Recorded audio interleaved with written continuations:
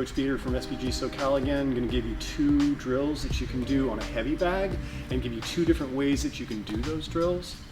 The first drill that I'm going to encourage you to do is to just be doing kickboxing rounds on the bag, which you can do from 1 to 3 or 4 minutes at a time. Just make sure that if you are working on a bag that you are making sure that all of your punches are going to full extension or just going past the target.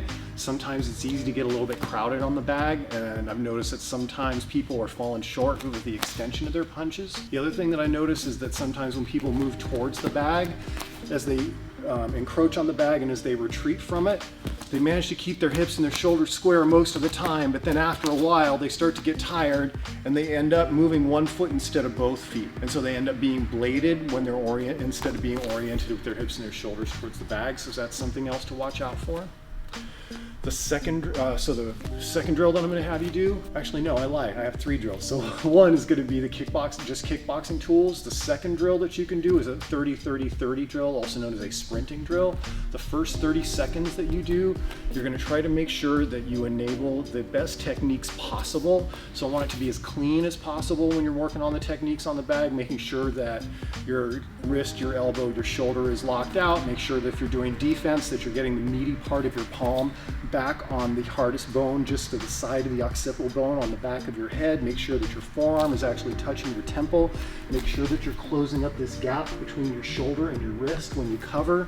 Making sure that you're doing offense and defense just as you would if you were shadow boxing or if you were doing some MMA sparring and that sort of thing. The first 30 seconds again is going to be technique. I want everything to be as clean as possible. The second 30 seconds is actually going to be power, so it might be a little bit sloppier, but I want to try to make sure that you're still keeping technique in mind as you're doing it. And then the third part of the drill is going to be another 30 seconds of just speed, where you actually kind of nuzzle up to the bag and you're going to look a little bit cartoony, but you're going to get really close to the bag and try to punch yourself out and try to get your knees as high as your waist as you possibly, if you can. So again, it's 30 seconds of technique, 30 seconds of power, and 30 seconds of speed. The second drill, or the third drill now that you can do, is what we call the triplet drill. I want to make sure that I give a shout out to Steve Grody for this one because he's the guy who had me do it first, which is that you're going to be throwing techniques of 1 to 5 or so punches and kicks, and that you're going to end that combination with 3 elbows afterwards. So if you throw the 1-2, then I want to make sure that you're throwing 3 elbows. They can be horizontal elbows, they can be downward elbows at 45, or they can be upward elbows.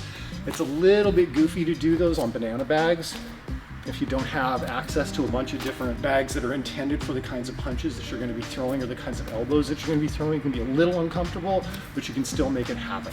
So again, the last version is that you can be throwing a combination of 1 to 5 punches and or kicks, but you're going to end with 3 elbows. Also, I would encourage you that if you're going to throw an elbow, so if I throw the 1-2 and then I throw an elbow, that I'm covering with my other hand to make sure that I'm protecting against any inadvertent shots before I throw the second elbow, that I'm posting my hand on my head to protect my head. This is sort of the Muay Thai way of throwing elbows and of protecting yourself as you throw those elbows. And there's 2 ways to do all 3 of these drills. The way that we normally do them here is either by time, but the other ways I'm going to encourage you to do it is going to be doing Hiit rounds, which are high intensity interval training rounds, which means that one way to do that is you go half speed for a period of time and half power, and then you go full speed and full power for a period of time. So for instance, you could go 30 seconds of half speed and half power, and then 30 seconds for full speed and full power for as many rounds or as long as you would like to do that. The other way you could do that is Tabata rounds, which are just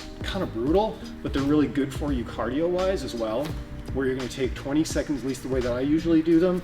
You're going to take 20 seconds of full speed and power for whatever drill it is that you're doing on the bag, and then you're going to take 10 seconds of rest, and it can be an active rest. You can walk around, you can kind of do the boxer bounce if you want to. But 20 seconds of 100% speed and power, 10 seconds of rest, preferably an active rest, and it's usually done for up to 4 minutes at a time. Of course, you can mix and match and move these things around. Again, the drills that we're encouraging is either kickboxing drills, doing triplet drills, which means that any combination of 1 to 5 or 6 shots and then three elbows after you do the combination, and also the 30-30 sprint drills, which is 30 seconds of technique, 30 seconds of power, and then 30 seconds of doing speed really close to the bag. That's it. Good luck. We'll give you some more stuff to work on while you guys are gone. And this is Speakeasy Jiu-Jitsu. This is Speakeasy Jiu-Jitsu.